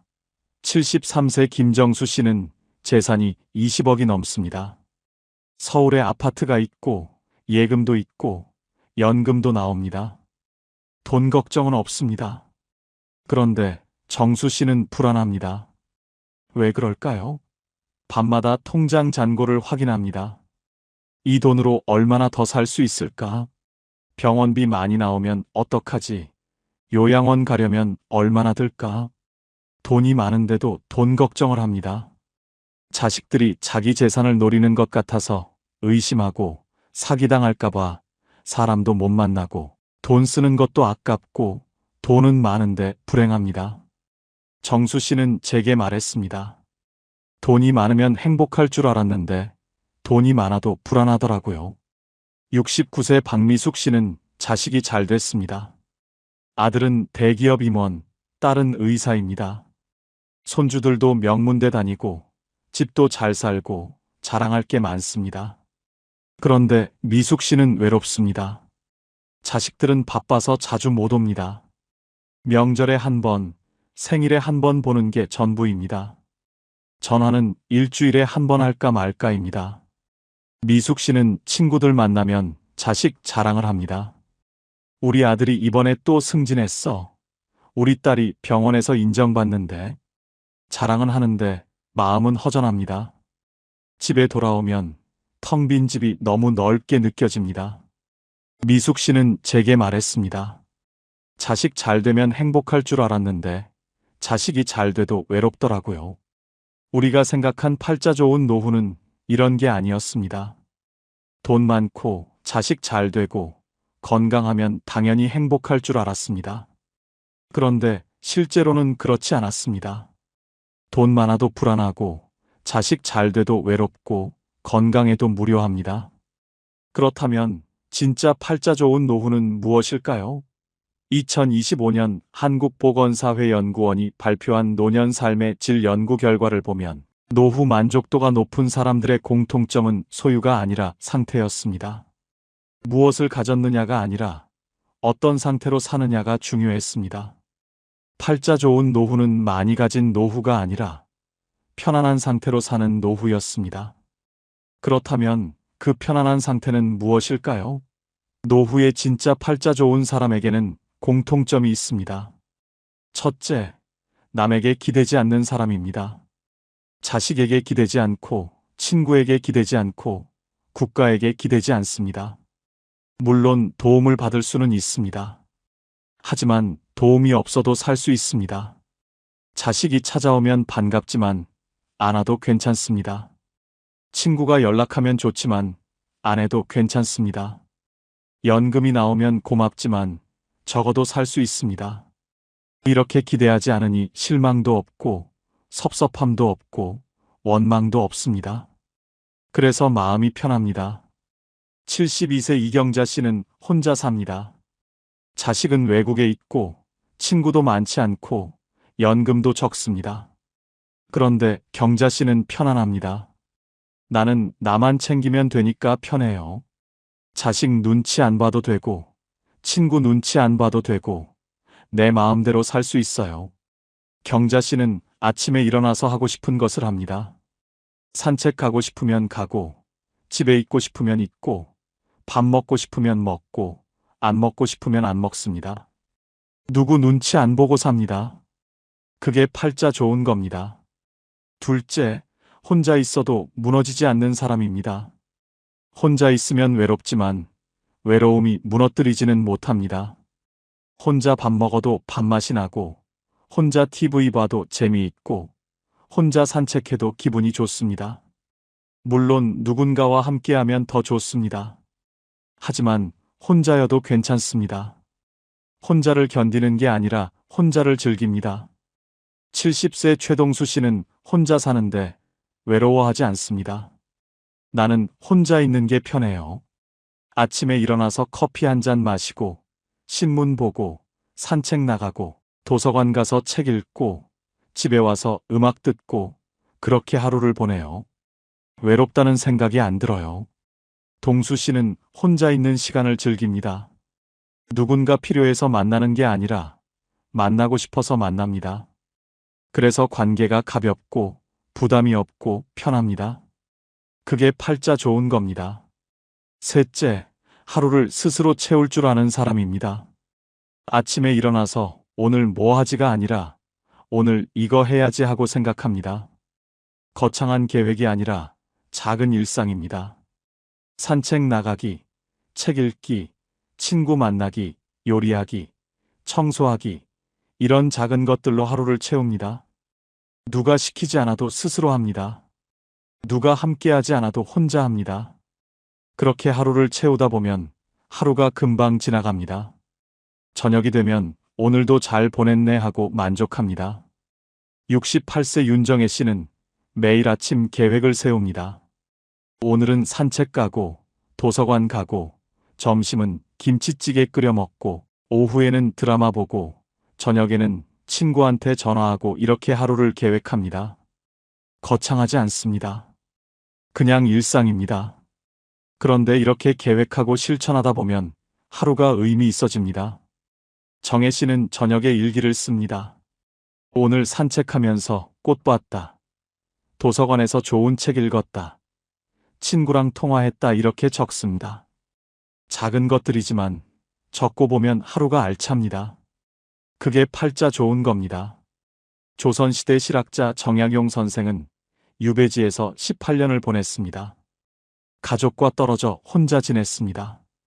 외롭고 힘들었을 겁니다. 그런데 정약용 선생은 무너지지 않았습니다. 매일 아침 일어나서 책을 읽고 글을 쓰고 제자를 가르치고 산책을 했습니다. 하루하루를 스스로 채웠습니다. 그렇게 18년을 보내고 나서 500권이 넘는 책을 남겼습니다. 정약용 선생은 이런 말씀을 하셨습니다. 하루를 헛되이 보내지 말라. 오늘을 사는 사람이 내일을 얻는다. 팔자는 타고나는 게 아니라 선택되는 겁니다. 매일 아침 일어나서 오늘을 어떻게 살지 선택하는 것, 그게 팔자를 만듭니다. 그렇다면 구체적으로 노후에 팔자 좋은 사람의 조건은 무엇일까요? 화려하지 않지만 살아보면 가장 중요한 기준들이 있습니다. 첫째, 내 집이 있습니다. 크지 않아도 됩니다. 허름해도 됩니다. 하지만 내 집입니다. 누구 눈치 안 보고 살 수 있는 공간입니다. 아침에 일어나서 거실에 나가도 되고 안 나가도 됩니다. 밥을 먹어도 되고 안 먹어도 됩니다. 청소를 해도 되고 안 해도 됩니다. 내 마음대로입니다. 월세로 사는 노인은 불안합니다. 언제까지 여기 살 수 있을까? 집주인이 나가라고 하면 어디로 가지? 이런 걱정을 합니다. 자식 집에 사는 노인도 불편합니다. 거실에 나가려다가 며느리 눈치 보고 냉장고 열려다가 사위 눈치 보고 방에만 있습니다. 하지만 내 집이 있으면 자유롭습니다. 그게 팔자 좋은 겁니다. 둘째, 빚이 없습니다. 돈이 많지 않아도 됩니다. 하지만 빚은 없습니다. 갚아야 할 돈이 없으니 마음이 편합니다. 매달 이자 걱정 안 해도 되고 독촉 전화 받을 일도 없고 밤에 편하게 잠을 잡니다. 빚이 있는 노인은 잠을 못 잡니다. 밤마다 계산기를 두드립니다. 이자가 얼마지? 원금은 언제 갚지? 죽기 전에 갚을 수 있을까? 걱정이 끝이 없습니다. 하지만 빚이 없으면 편합니다. 적게 살아도 내 것이니까 편합니다. 그게 팔자 좋은 겁니다. 셋째, 고정 수입이 있습니다. 크지 않아도 됩니다. 하지만 매달 일정하게 들어옵니다. 연금이든 임대 수입이든 이자 수입이든 뭐든 매달 들어오는 돈이 있습니다. 이 돈으로 관리비 내고 밥 사 먹고 병원 가고 그렇게 살 수 있습니다. 고정 수입이 없는 노인은 불안합니다. 이번 달은 어떻게 살지? 다음 달은 어떻게 하지? 걱정이 끝이 없습니다. 하지만 고정 수입이 있으면 편합니다. 적어도 계획을 세울 수 있습니다. 그게 팔자 좋은 겁니다. 넷째, 몸이 아직 내 말을 듣습니다. 건강하지 않아도 됩니다. 여기저기 아픈 데가 있어도 됩니다. 하지만 내가 움직이고 싶으면 움직일 수 있습니다. 화장실 혼자 갈 수 있고, 밥 혼자 먹을 수 있고, 옷 혼자 입을 수 있습니다. 완전히 건강하지 않아도 기본적인 것은 혼자 할 수 있습니다. 누워있는 노인은 불행합니다. 화장실 가려면 누군가 도와줘야 하고, 밥 먹으려면 떠먹여줘야 하고, 옷 입으려면 입혀줘야 합니다. 자존심이 상합니다. 하지만 혼자 움직일 수 있으면 자유롭습니다. 그게 팔자 좋은 겁니다. 다섯째, 교통이 편합니다. 집 근처에 버스 정류장이 있고, 지하철역이 있고, 마트가 있고, 병원이 있습니다. 걸어서 갈 수 있는 거리에 다 있습니다. 외진 곳에 사는 노인은 불편합니다. 장 보러 가려면 택시 타야 하고, 병원 가려면 자식 차 얻어 타야 하고, 나갈 때마다 눈치 봅니다. 하지만 교통이 편하면 자유롭습니다. 버스 타고 어디든 갈 수 있습니다. 그게 팔자 좋은 겁니다. 여섯째, 혼자 밥을 먹을 수 있습니다. 누군가 차려주지 않아도 됩니다. 혼자 라면 끓여 먹고, 밥 해 먹고, 김치 꺼내 먹습니다. 맛있지 않아도 됩니다. 거창하지 않아도 됩니다. 하지만 혼자 해 먹을 수 있습니다. 혼자 못 해 먹는 노인은 의존적입니다. 누군가 해줘야 밥을 먹습니다. 자식이 안 오면 굶고 도우미가 안 오면 굶습니다. 하지만 혼자 해 먹을 수 있으면 자유롭습니다. 그게 팔자 좋은 겁니다. 일곱째, 내일 할 일이 있습니다. 거창한 일이 아닙니다. 내일 도서관 가야지, 내일 친구 만나야지, 내일 청소해야지, 이런 작은 일입니다. 하지만 내일 할 일이 있으니 내일이 기다려집니다. 할 일 없는 노인은 무료합니다. 내일도 그냥 집에 있겠지. 내일도 TV만 보겠지. 내일이 안 기다려집니다. 하지만 할 일이 있으면 내일이 기다려집니다. 그게 팔자 좋은 겁니다. 여덟째, 통장에 비상금이 있습니다. 많지 않아도 됩니다. 1,000만 원 정도면 됩니다. 갑자기 돈 쓸 일이 생겨도 당황하지 않습니다. 이가 아파서 치과 가야 하면 가고, 안경이 망가져서 새로 맞춰야 하면 맞추고, 보일러가 고장나서 고쳐야 하면 고칩니다. 비상금 없는 노인은 불안합니다. 갑자기 돈 쓸 일이 생기면 자식한테 손 벌려야 합니다. 하지만 비상금이 있으면 편합니다. 그게 팔자 좋은 겁니다. 아홉째, 마음 편한 사람이 한 명 있습니다. 자식이든 친구든 이웃이든 한 명이면 됩니다. 힘들 때 전화할 수 있는 사람, 아플 때 부를 수 있는 사람, 외로울 때 만날 수 있는 사람이 한 명 있습니다. 많을 필요 없습니다. 한 명이면 됩니다. 아무도 없는 노인은 외롭습니다. 힘들어도 혼자 견디고, 아파도 혼자 버티고, 외로워도 혼자 있습니다. 하지만 한 명이라도 있으면 든든합니다. 그게 팔자 좋은 겁니다. 열째, 하루를 후회 없이 마칩니다. 저녁에 잠자리에 들 때 오늘 잘 보냈네 하고 생각합니다. 후회가 없습니다. 오늘 그 사람한테 그렇게 말할 걸, 오늘 그거 할 걸, 이런 후회가 없습니다. 오늘 할 일을 했고, 오늘 만날 사람을 만났고, 오늘 하루를 살았습니다. 그래서 편하게 잠듭니다. 후회 많은 노인은 잠을 못 잡니다. 밤마다 후회합니다. 하지만 후회 없이 사는 노인은 편하게 잠듭니다. 그게 팔자 좋은 겁니다. 이 10가지가 노후에 팔자 좋은 사람의 현실적 조건입니다. 화려하지 않습니다. 거창하지 않습니다. 하지만 살아보니 가장 중요한 것들입니다. 이 중에서 5가지만 있어도 노후는 편안합니다. 10가지 다 있으면 노후는 축복입니다. 인생은 버텨낸 사람이 아니라 자기 하루를 지킨 사람이 이깁니다. 버티는 건 괴롭습니다. 이를 악물고 버티고 참고 버티고 견디고 버팁니다. 하지만 자기 하루를 지키는 건 편합니다. 오늘 하루 내가 하고 싶은 것 하나 하고, 내가 먹고 싶은 것 하나 먹고, 내가 만나고 싶은 사람 하나 만나고, 그렇게 하루를 지킵니다. 버티는 사람은 언젠가 무너집니다. 하지만 하루를 지키는 사람은 무너지지 않습니다. 오늘 하루를 지켰으니 내일도 지킬 수 있습니다. 그렇게 하루하루 지키다 보면 1년이 되고 10년이 됩니다. 성공이 아니라 존엄이 노후의 기준입니다. 노후는 뭔가를 이루는 시간이 아닙니다. 뭔가를 지키는 시간입니다. 내 자존심을 지키고, 내 자유를 지키고, 내 하루를 지킵니다. 크게 성공하지 않아도 됩니다. 하지만 존엄은 지켜야 합니다. 누구한테 손 벌리지 않고, 누구한테 눈치 보지 않고, 내 힘으로 삽니다. 그게 존엄입니다. 그리고 그 존엄이 노후를 지킵니다. 70대가 넘어서야 깨달은 분들이 한결같이 말씀하셨습니다. 진작 알았더라면 얼마나 좋았을까 하지만 지금 이 이야기를 들으신 여러분은 다릅니다. 여러분은 그들보다 앞서 있습니다. 노후에 가장 팔자 좋은 사람은 대단한 사람이 아니라 오늘 하루를 스스로 책임질 수 있는 사람입니다. 아침에 눈 뜨고 밥 먹고 산책 나가고 사람 만나고 책 읽고 저녁에 편하게 잠드는 사람입니다. 거창하지 않습니다.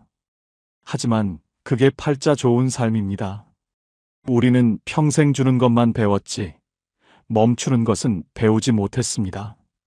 하지만 이제는 압니다. 조금 덜 해주는 것도 사랑이라는 걸요. 이제는 조금 짐을 내려놓아도 됩니다. 이제는 나를 위해 살아도 됩니다. 평범하지만 소소하고 행복한 여러분의 인생을 즐기세요. 여러분의 노후가 행복하시길 진심으로 응원합니다. 지금까지 황금 노후였습니다. 감사합니다. 70세가 넘으면 이상하게 두 부류로 나뉩니다. 같은 나이인데 어떤 분은 얼굴이 밝고 평온하지만 어떤 분은 생기가 없고 항상 지쳐 있습니다. 차이가 뭘까요? 돈일까요? 아닙니다. 많이 배운 거? 역시 아닙니다. 성공한 자식이 있는 거? 이것도 아닙니다.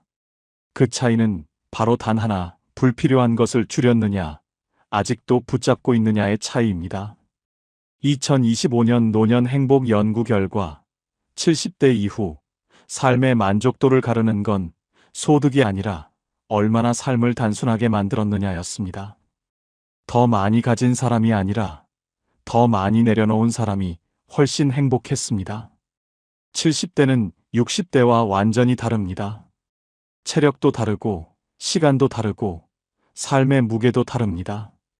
이제는 채울 때가 아니라 덜어낼 때입니다. 이것을 알면 남은 인생이 천국이 되지만 모르면 하루하루가 지옥 같습니다. 딱 6가지만 정확하게 짚어드리겠습니다. 영상을 끝까지 보시면 여러분도 그 해답을 알게 되십니다. 자, 지금부터 시작합니다. 첫 번째, 줄여야 할 것은 자식 걱정입니다. 처음에 말씀드린 72세 오말순 씨 이야기를 더 들려드릴게요.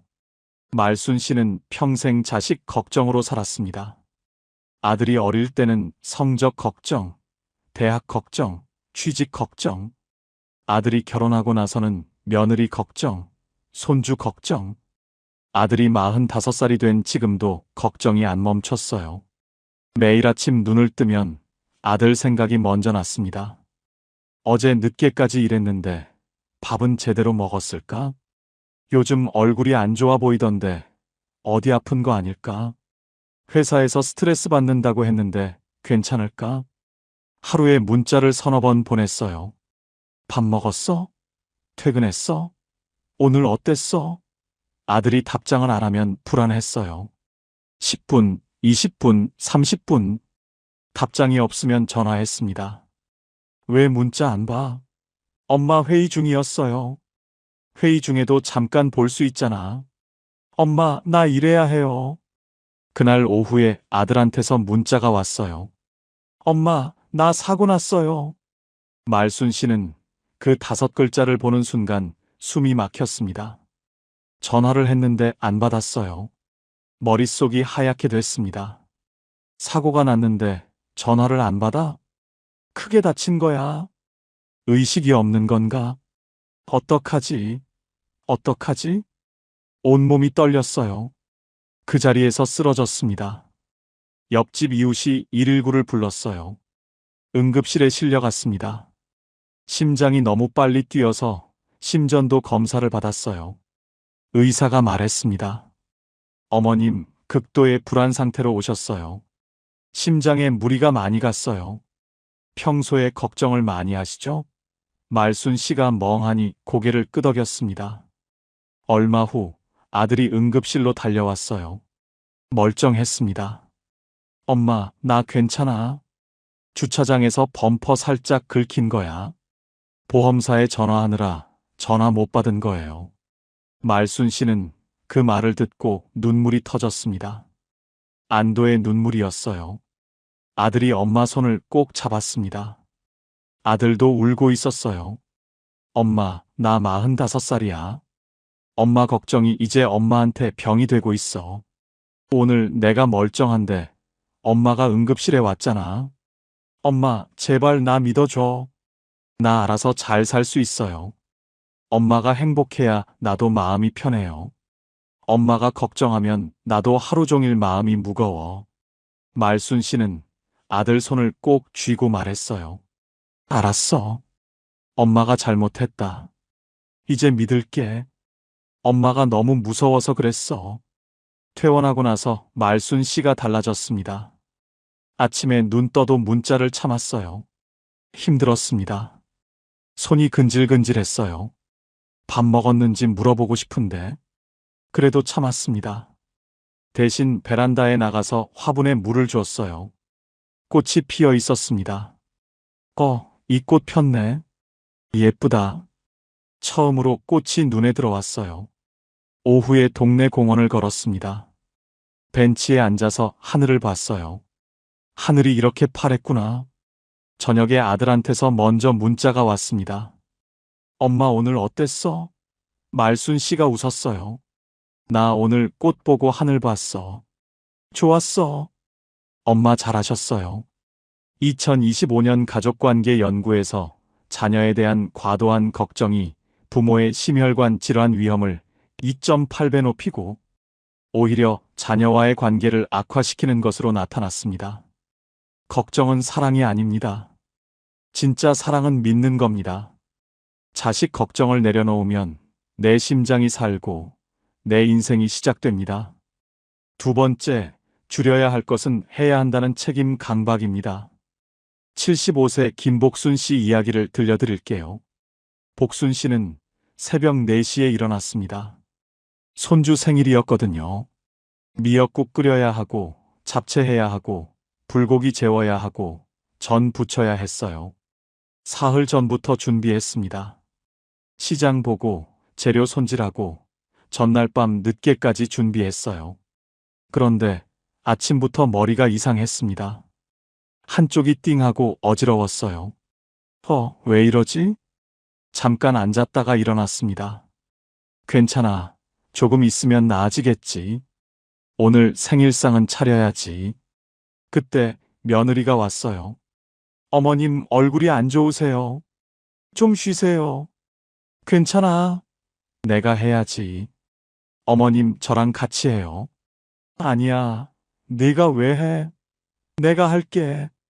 오전 10시였어요. 전 부치다가 복순 씨가 갑자기 쓰러졌습니다. 며느리가 119를 불렀어요. 응급실에서 검사를 받았습니다. 의사가 말했어요.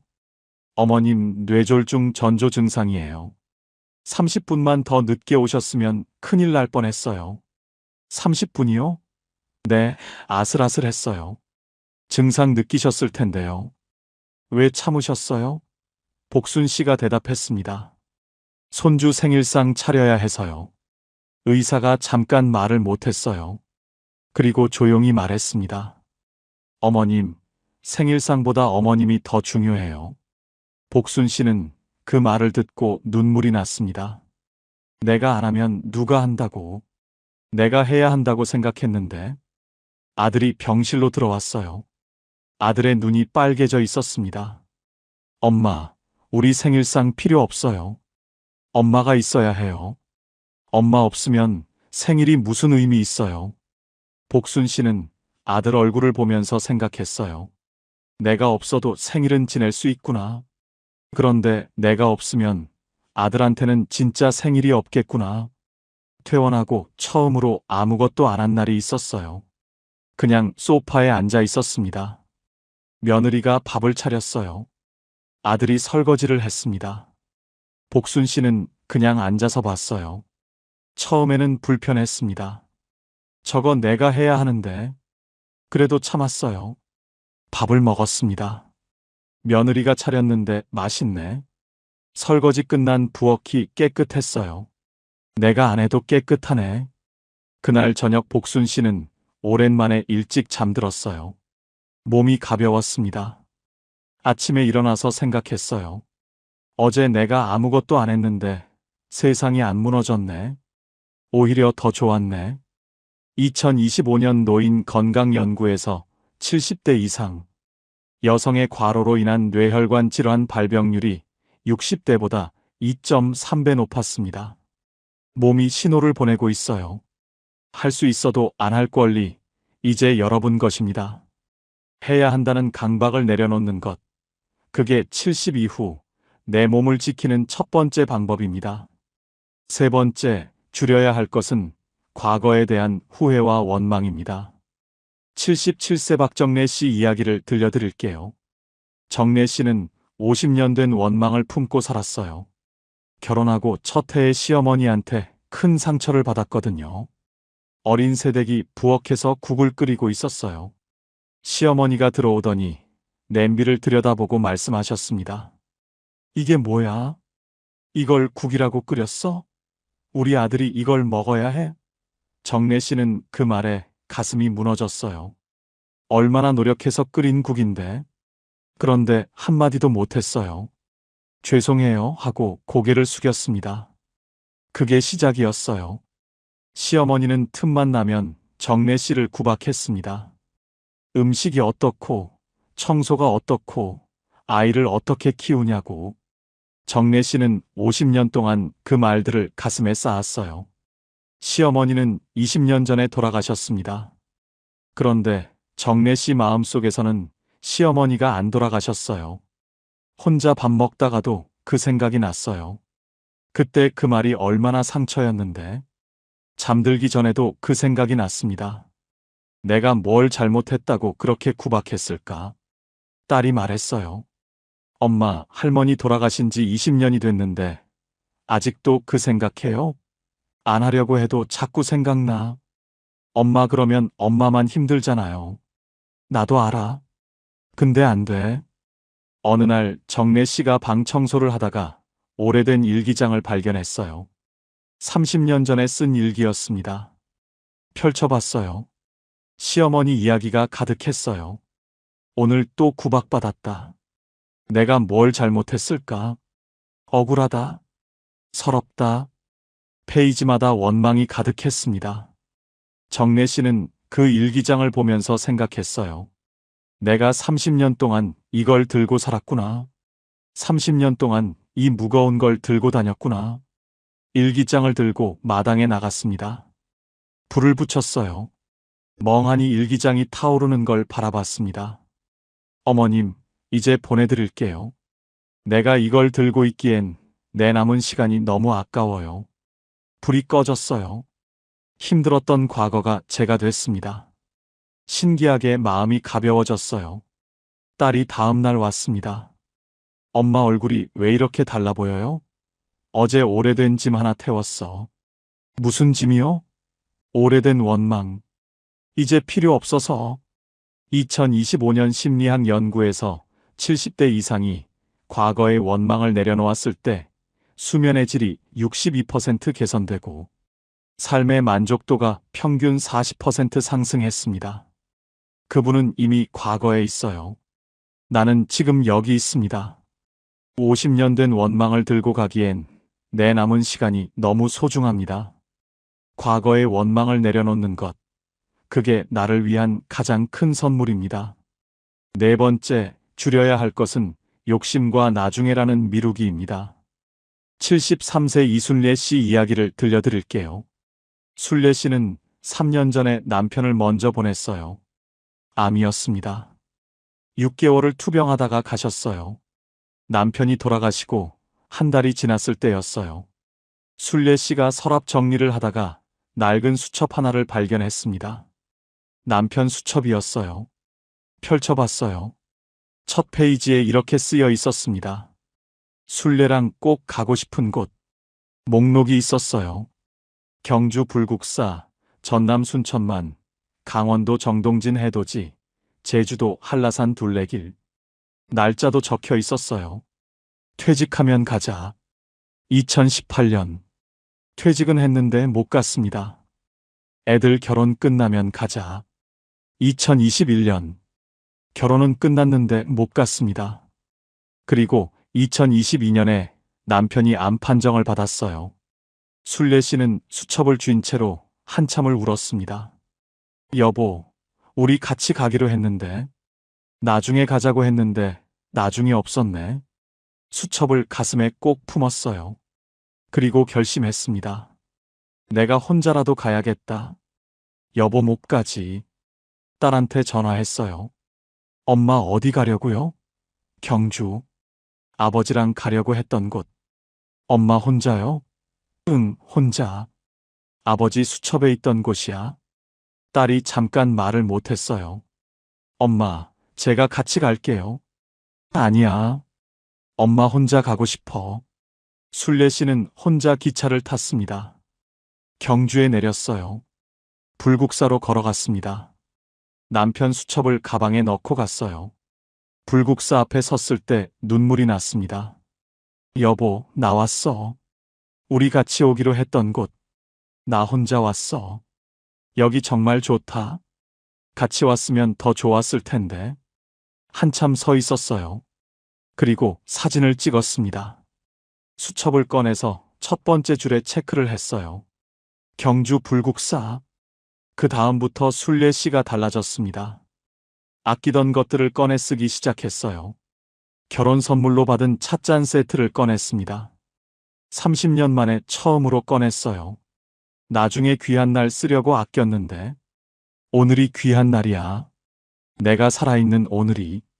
2025년 노년 삶의 질 연구에서 70대 이상이 나중에를 지금으로 바꿨을 때 행복지수가 평균 35% 상승했고, 특히 배우자를 먼저 보낸 노인에게서 가장 큰 변화가 나타났습니다. 나중은 오지 않을 수도 있어요. 아끼던 그릇 꺼내세요. 가고 싶은 곳 지금 가세요. 오늘이 가장 귀한 날입니다. 다섯 번째, 줄여야 할 것은 관계의 숫자입니다. 79세 강순덕 씨 이야기를 들려드릴게요. 순덕 씨는 50년 된 친구 모임이 있었어요. 20살에 만났으니까 50년이 넘었습니다. 한 달에 한 번 만났어요. 그런데 70대 중반이 넘으면서 모임이 이상해졌습니다. 친구 하나가 작년에 세상을 떠났어요. 또 한 명은 요양병원에 들어갔습니다. 남은 친구들이 모였어요. 밥을 먹으면서 이야기를 나눴습니다. 순덕 씨가 며칠 전에 있었던 재미있는 일을 이야기했어요. 한창 이야기하다가 중간에 말이 생각이 안 났습니다. 아, 그게 뭐였더라? 그 배우 이름이 뭔지. 친구가 말했어요. 순덕아, 너 요즘 깜빡깜빡하는 거 많아지지 않았어? 치매 아니야? 좌중이 조용해졌습니다.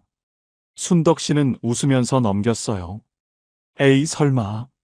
밥을 마저 먹었습니다. 그런데 집에 오는 길에 눈물이 났어요. 50년 친구한테 그 말을 들을 줄 몰랐습니다. 집에 와서 한참을 울었어요. 50년을 같이 지냈는데 그 말을 나한테 해. 다음 날 거울을 봤습니다. 내가 치매처럼 보이나. 자꾸 그 말이 생각났어요. 밥을 먹다가도, TV를 보다가도, 그 모임에 다음 달에 또 가야 하나 생각했습니다. 가기 싫었어요. 그런데 안 가면 또 어떻게 생각할까? 고민하다가 결심했습니다. 안 가겠다. 만나고 나서 기분 나빠지는 모임은 안 가겠다. 남은 시간이 얼마나 된다고 상처받으러 가냐? 연락을 끊었어요. 처음엔 전화가 왔습니다. 안 받았어요. 서서히 연락이 줄었습니다. 지금 순덕 씨는 딱 한 명하고만 연락해요. 중학교 때부터 알던 친구입니다. 65년 된 친구예요. 이 친구는 달라요. 만나면 자랑도 없고 험담도 없어요. 나 요즘 무릎이 아파하면 나도 그래. 우리 같이 병원 가자 합니다. 그냥 편해요. 한 달에 한 번 만납니다. 순덕 씨가 말했어요. 65년 된 친구 한 명이 50년 된 친구 10명보다 나아. 만나고 나서 기운 나는 사람 한 명이면 충분해. 2025년 노인복지연구에서 70대 이상은 소모적인 관계를 정리한 후 우울감이 평균 45% 감소하고 삶의 만족도가 높아졌다고 답했습니다. 나이 들수록 사람이 많을수록 좋은 게 아닙니다. 만나고 나서 기운 나는 사람 한 명이면 충분합니다. 관계의 숫자를 줄이는 것, 그게 노년의 지혜입니다. 6번째, 줄여야 할 것은 비교하는 마음입니다.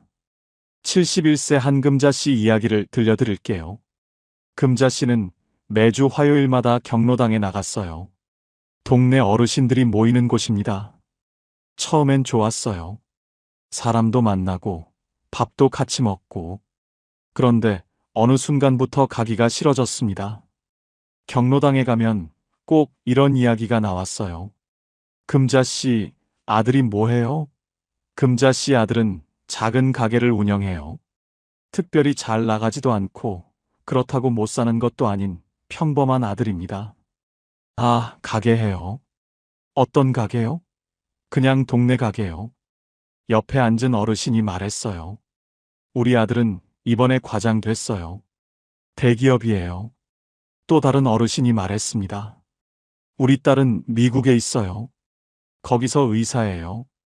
금자 씨는 갑자기 작아졌습니다. 우리 아들은 그냥 동네 가게인데. 집에 오는 길에 기분이 안 좋았어요. 저녁에 아들한테 전화가 왔습니다. 엄마, 오늘 어땠어? 응, 그냥 그랬어. 왜요? 경로당 갔다 왔는데 별로였어. 왜요? 말하기 싫었어요. 그냥. 아들이 눈치를 챘나 봐요. 엄마, 나 평범한 아들이라서 미안해요. 금자 씨는 그 말을 듣고 가슴이 철렁했습니다. 아니야, 왜 그런 말을 해? 엄마 표정 보면 알아요. 엄마가 나 때문에 기가 죽어 있잖아요. 금자 씨는 한참 말을 못했어요. 그리고 울었습니다. 엄마가 잘못했다. 내가 최고인데 엄마가 남이랑 비교했어. 미안해. 아들이 말했어요. 엄마, 나는 엄마 아들인 게 자랑스러워요. 엄마도 나 아들인 게 자랑스러웠으면 좋겠어요. 그날 이후 금자 씨가 달라졌습니다. 경로당에서 아들이 뭐해요?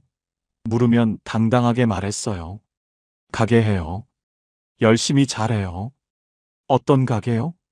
동네 가게요. 우리 동네 사람들한테 필요한 거 파는 가게요. 자랑스럽죠? 그 말을 하는 순간 진짜 자랑스러웠습니다. 어느 날 경로당에서 집에 오는데 손녀한테서 문자가 왔어요. 할머니 나 오늘 시험 잘 봤어요. 할머니한테 제일 먼저 알리고 싶었어요. 금자 씨는 그 문자를 보면서 눈물이 났습니다. 내가 대기업 아들 가진 사람들이랑 비교하느라 이 소중한 것들을 못 보고 있었구나. 2025년 노인심리연구에서 경로당이나 모임에서의 비교 경험이 70대 이상의 자존감, 저하와 우울증의 주요 원인 1위를 차지했습니다. 남의 자식이랑 비교하다 내 인생을 잃어버리지 마세요. 내 아들이, 내 딸이, 내 손주가 이미 충분히 소중합니다. 비교하는 마음을 내려놓는 것, 그게 내 삶을 온전히 사는 겁니다. 여러분, 오늘 6분의 이야기 들으시면서 혹시 이런 생각 드셨나요? 이거 다 내 이야기네. 나도 이렇게 살았는데. 그 마음이 드셨다면 오늘 이 이야기가 여러분 마음속에 제대로 닿은 겁니다. 6가지 다 내려놓으실 필요 없어요. 딱 하나만요. 오늘 자식한테 문자 보내고 싶은 걸 한 번만 참으셨다면 그게 첫 번째입니다. 오래된 원망이 떠올랐을 때 이제 그만해도 되겠다 하셨다면 그게 세 번째예요. 아껴두던 찻잔 꺼내서 커피 한 잔 마셨다면 그게 네 번째입니다. 이 중에 하나만 하셨어도 오늘 하루 정말 잘 사신 겁니다. 70 이후의 삶은 더 채우는 게 아닙니다. 하나씩 내려놓는 겁니다. 짐이 가벼워질수록 발걸음이 가벼워지고 발걸음이 가벼워질수록 하루가 소풍이 됩니다. 우리는 평생 주는 것만 배웠지 멈추는 것은 배우지 못했습니다. 하지만 이제는 압니다. 조금 덜 해주는 것도 사랑이라는 걸요. 이제는 짐을 내려놓아도 됩니다. 이제는 나를 위해 살아도 됩니다. 오늘 여러분이 가장 내려놓고 싶은 것 딱 하나 댓글로 남겨주세요. 여러분의 한마디가 같은 짐을 지고 살아온 누군가에게 큰 용기가 됩니다. 이 이야기가 도움이 되셨다면 가장 사랑하는 분께 조용히 공유해 주세요. 나눔은 결국 가장 따뜻한 선물입니다. 지금까지 황금노후였습니다. 감사합니다.